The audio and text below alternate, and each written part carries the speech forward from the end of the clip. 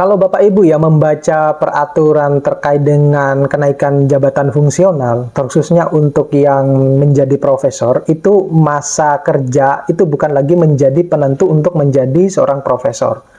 Mau tahu bagaimana ceritanya lebih mendalam, tetap stay tune di channel saya.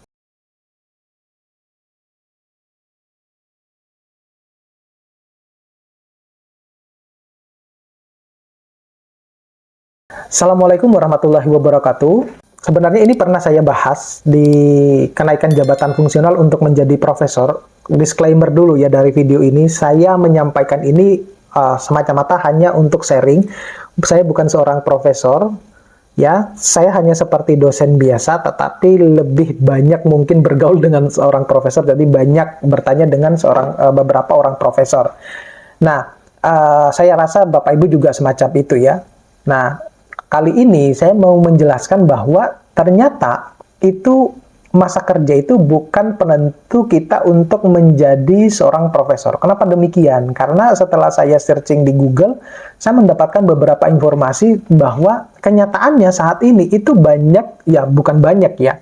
Artinya memang jumlah profesor di Indonesia itu masih jauh lebih sedikit ya dibandingkan dengan negara-negara yang lain. Tetapi setidaknya ada beberapa ya rekan dosen itu yang sudah mencapai gelar profesor itu di usia yang masih muda ya, di usia yang masih muda. Ada yang di usia yang bahkan yang memecahkan rekor itu kalau nggak salah usia 33 tahun. Anda Bapak Ibu bisa lihat ya di Google.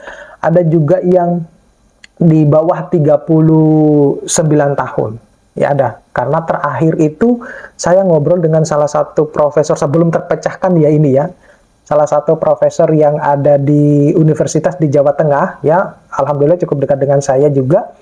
Dia profesor itu usianya 38 tahun mau menjelang 39, gitu. Di salah satu universitas swasta, gitu, ya. Nah, kemudian akhirnya terpecahkan oleh yang usia 33. Nah, ini kerjanya sekolah terus ini nih orang jadinya ya. Ya. Nah, apa saja sih sebenarnya penentu kita untuk mencapai jenjang profesor ya? Jawabannya adalah yang utama, kunci utamanya itu adalah merencanakan karir. Ini saya dapatkan juga dari sumber seorang profesor ya. Jadi kita harus punya target, harus punya jenjang karir yang jelas kalau kita mau menjadi profesor. Saya kira kita sudah tahu betul ya, kalau untuk menjadi seorang profesor itu ada syarat untuk mencapai jenjang profesor. Saya kira dosen sudah tahu yang ini. Pertama itu tentunya ya kita harus berpendidikan terakhir doktor ya.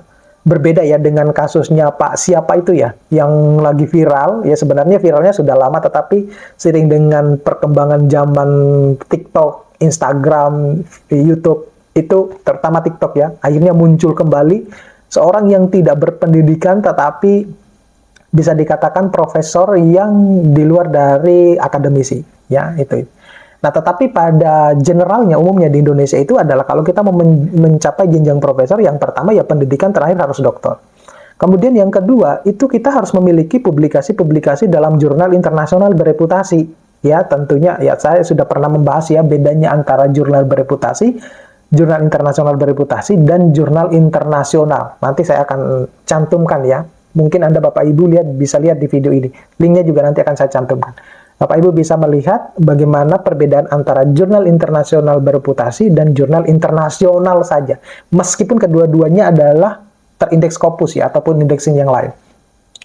Kemudian yang ketiga itu adalah memenuhi KUM untuk pengajuan. Nah, berapa sih minimal KUM-nya untuk profesor? Ya, minimal KUM-nya adalah 850. Nah, macam itu. Kemudian yang keempat itu adalah pengajuan profesor minimal 3 tahun setelah lulus doktor. Jadi, kalau kita ini posisinya ya, rata-rata kalau posisinya kita itu katakanlah sudah lektor gitu ya, sudah lektor, maka ketika kita lulus S3, nunggu 3 tahun baru kita boleh mengajukan. Nah, itu yang menjadi pertanyaan saya, juga mungkin keluh kesah saya. Kenapa kita harus menunggu 3 tahun gitu loh? Ya, karena banyak sekali teman-teman dosen itu yang sekolah juga produktif. Ya, tidak selalu tidak selalu fokus pada risetnya ya, tidak selalu fokus pada risetnya. Jadi banyak sekali, saya kebetulan punya beberapa teman yang semacam itu, ya. Dia sekolah tapi tetap produktif menghasilkan publikasi-publikasinya. Jadi saya istilahkan bahwa dia bersin, satu kali bersin, satu keluar jurnal internasional gitu. Ya. Kemudian ada fase-fase yang harus dilewati untuk mencapai yang namanya jenjang profesor. Nah, fase apakah saja itu? Ini tentunya tidak, karena kalau kita sudah menjadi dosen, tentunya fase ini sudah kita dapatkan, yaitu menunggu NIDN terbit, ya. Pasti itu. Kalau belum ada NIDN, tidak mungkin lah kita menjadi dosen, ya.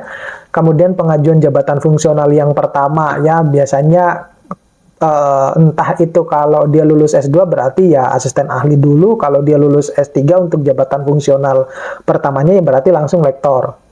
Kemudian studi doktoral bagi yang saat ini dosen yang belum S3. Ya, fase itu yang harus dilewati dulu, ya. Artinya bagi dosen-dosen yang akan berkarir menjadi dosen. Kemudian perjuangan lulus serdos ya juga. Jadi aturan terbaru itu kan kita harus memiliki jabatan fungsional asisten ahli dulu, nunggu 2 tahun baru kita masuk di kuota serdos.